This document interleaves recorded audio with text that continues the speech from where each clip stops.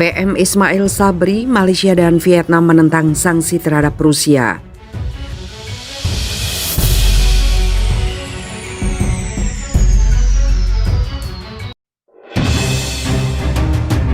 Hurrah!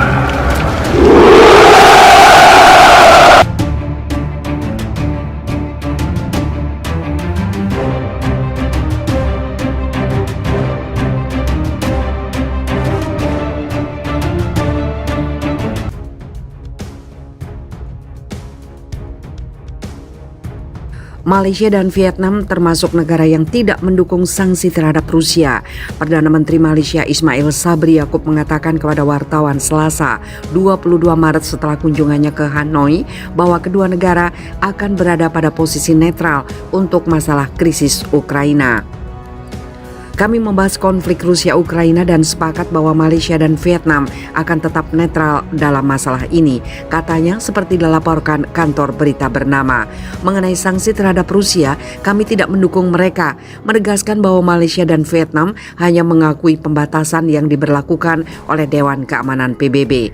Malaysia dan Vietnam tidak mendukung agresi terhadap negara berdaulat, tetapi kedua negara juga bukan pihak yang menyukai campur tangan terhadap konflik antar negara. Kami mengharapkan resolusi diplomatik dari krisis di Ukraina, tambah Perdana Menteri.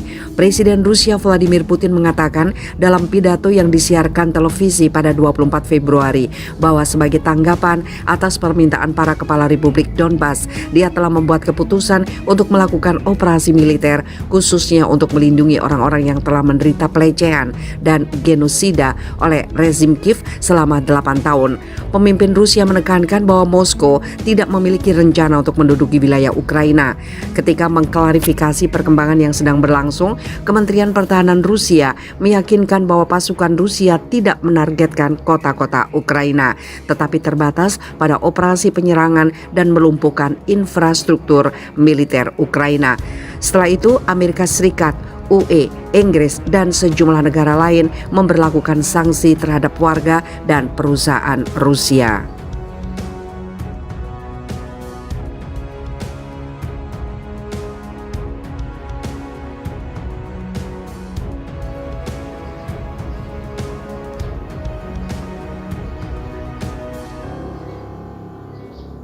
Kabur dari perang, mobil baru Jenderal Ukraina dirampas Panglima Islam. Presiden sekaligus Panglima Tinggi Angkatan Bersenjata Chechnya, Mayor Jenderal Ramazan Kadyrov mengatakan telah merampas harta benda milik seorang jenderal militer Ukraina. Dalam keterangan resminya yang didapatkan Viva Militer Senin 21 Maret 2022, Kadyrov menuturkan harta jenderal yang dirampas itu berupa mobil lapis baja berjenis High Mobility Multipurpose Wheeled Vehicle alias Humvee. Tidak main-main saat ditemukan pasukan tempur militer Chechnya. Humvee yang dirampas itu ditemukan dalam kondisi masih sangat baru. Teman-teman, hari ini saya naik mobil lapis baja seorang jenderal yang ditangkap yang kami sita di Ukraina dari para komandan nasionalis. Mobil lapis baja itu baru dalam belum pernah digunakan sama sekali, kata Kadyrov. Menurut penguasaan negeri Islam itu, mobil lapis baja itu milik jenderal militer Ukraina yang kabur dan bersembunyi ketika militer Rusia mulai melancarkan operasi khusus di negara itu. Mobil yang seharusnya digunakan untuk perang malah disembunyikan oleh sang jenderal hingga ditemukan pasukan tempur militer Chechnya. Rupanya jenderal itu lebih suka duduk di bunker bawah tanah dan tidak mengizinkan bawahannya menggunakan mobil untuk tujuan yang dimaksudkan, kata Kadyrov. Kadyrov mengatakan mobil lapis baja itu akan dipakai sendiri olehnya dan nanti akan digunakan Kadyrov untuk masuk ke ibu kota Kiev. Dengan bantuan Allah Subhanahu wa Ta'ala, saya akan segera mengendarainya ke Kiev. Nah, di masa depan saya berencana untuk menasionalisasi perusahaan untuk produksi kendaraan lapis baja ini untuk kebutuhan militer Rusia, ujar Kadyrov. Dalam keterangan itu, Kadyrov juga menyiarkan video yang memperlihatkan kondisi Humvee itu dan dalam rekaman mobil berwarna hijau Army benar-benar dalam kondisi baru. Kadyrov mencopot lambang militer Ukraina yang terpasang di bodi pintu mobil dan menggantinya dengan lambang kebesaran militer jetnya. Lalu Kadyrov masuk memeriksa kondisi mobil, kemudian dia menuju kemudi dan mengendarainya berputar-putar di halaman kantor presiden jetnya. Kadyrov tidak memberikan keterangan siapa nama jenderal Ukraina yang kabur dari medan perang dan meninggalkan mobil sebagus itu di saat pasukannya membutuhkan peralatan perang untuk menghadapi serangan gabungan militer Rusia.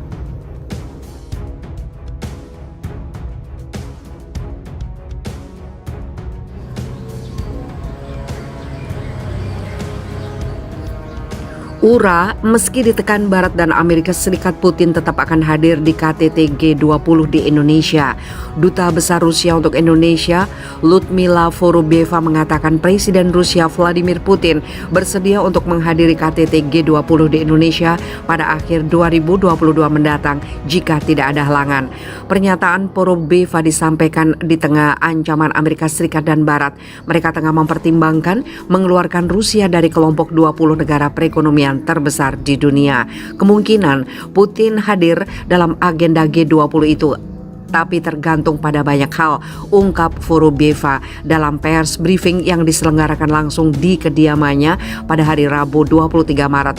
Vorobyeva menambahkan Rusia bersedia untuk turut berpartisipasi pada acara G20 karena agenda tersebut bukan untuk membahas krisis yang terjadi antara Rusia dengan Ukraina, namun secara khusus untuk membahas permasalahan ekonomi skala global. Sebenarnya forum ini bertujuan untuk memperbaiki keadaan ekonomi dan memecahkan masalah-masalah ekonomi, kata Vorobyeva. Duta Besar Rusia yang telah bertugas di Indonesia sejak tahun 2018 itu juga mengatakan pengecualian Rusia untuk hadir dalam forum G20 justru hanya akan membuat negara forum mengalami kesulitan untuk menyelesaikan permasalahan ekonomi global. Tanpa Rusia akan sulit untuk melakukan recovery bersama, pulih lebih kuat, tegas Vorobyeva.